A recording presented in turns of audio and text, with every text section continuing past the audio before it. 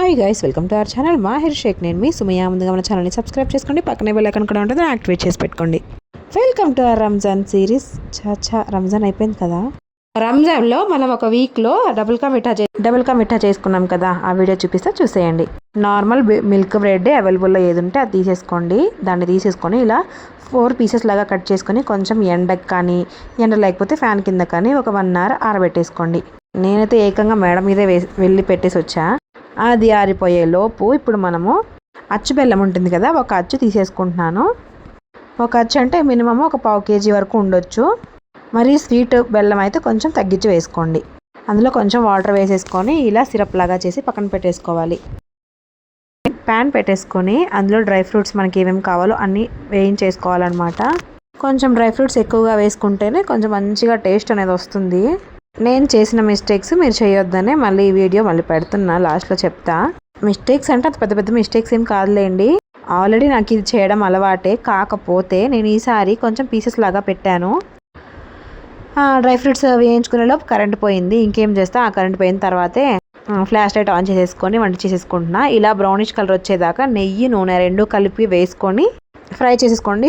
అప్పిసం మొత్తము నెయ్యి వేసుకున్నా కానీ ఒక్క ట్రిప్కే ఖాళీ అయిపోయింది. మీరు ఎంత నూనె వేసుకున్నా బ్రెడ్ అనేది బాగా పీల్చుకుంటుంది కాబట్టి ఇంకా చివరిలో ఇంకా మొత్తం అయిపోయింది అనమాట. నూనె నెయ్యి 2 అంటే నెయ్యి శాతం ఎక్కువ వేసుకుని నూనె శాతం తగ్గించి వేసుకోండి.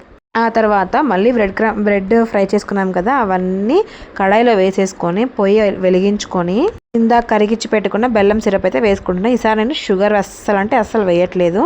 ఆ తర్వాత అసలంటే చెప్తాలేంటి, అది కూడా ముందే. ఇప్పుడు మనము బ్రెడ్ మొత్తము సిరప్ని పీల్చుకుంటుందన్నమాట. అలా పీల్చుకునేదాకా కుక్ చేసేసుకోవాలి, దగ్గర పడేదాకా. మరి ఎక్కువసార్లు కలుపుకోవద్దు. కొంతమందికి ఇట్లా పీసెస్ లాగా ముక్కలుగా ఉంటేనే ఇష్టం ఉంటుంది. కొంతమందికి ఏమో హల్వా లాగా అయిపోవాలి, అంటే ఉప్మా లాగా అయిపోవాలన్నమాట. మొత్తము ఎలా చేసుకున్న ప్రాసెస్ అనేది ఒకటే. కాకపోతే మనము మిల్క్ వేసుకునేటప్పుడు అటు ఇటు కొంచెం ఎక్కువ తక్కువ వేసుకోవాలంతే. ఇదంతా లాస్ట్లో కొంచెం కింద బెల్లం సిరప్ మొత్తం అయిపోయిన తర్వాతే వేసేసుకోండి.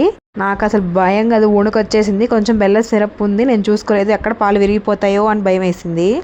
అందుకే ఆ మిస్టేక్ మీరు చేయొద్దు. బెల్లం సిరప్ మొత్తం అయిపోయిన తర్వాత మాత్రమే పాలు అనేది వేసేసుకోండి.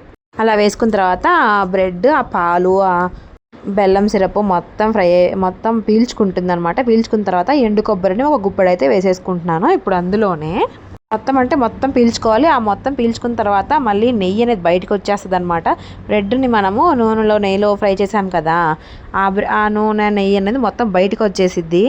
ఇంకా ఎక్స్ట్రా నెయ్యి ఏం యాడ్ చేయాల్సిన పని లేదు. ఆ తర్వాత డ్రై ఫ్రూట్స్ కూడా యాడ్ చేసేసుకోవడమే. ఇంకా అంతే, అంతగా ఏం పెద్ద శ్రమ పడే పని లేదు. బెల్లం సిరప్ వేసుకునేటప్పుడు బెల్లంతో చేస్తున్నాం, షుగర్తో చేస్తే ఈ తలకాయ నొప్పి మొత్తం ఉండదు. కానీ షుగర్ అవాయిడ్ చేయాలి కాబట్టి దాన్ని అవాయిడ్ చేస్తూ రీప్లేస్మెంట్గా బెల్లంతో చేశాను ఈసారి. మస్తు అంటే మస్తు ఉంది అసలు. మా ఫ్రెండ్స్కి ఇస్తే ఇంకా ఉంటుంది అవ్వచ్చుగా అంటున్నారు ఇంటి దగ్గర. అదనమాట మరి సంగతి. ఏంటి ఇంకా చూస్తున్నారు, ఇంకా ప్రాసెస్ ఉందనుకుంటున్నారా? అయిపోయింది ఎప్పుడో. ఇంకేంటి మరి, నచ్చితే సబ్స్క్రైబ్ చేసుకోవచ్చు కదా. Thank you so much for watching. Don't forget to subscribe. ఏమైనా రెసిపీస్ కావాలంటే కామెంట్ చేసేయండి. సమ్మరే కదా, కుమ్మేద్దాం.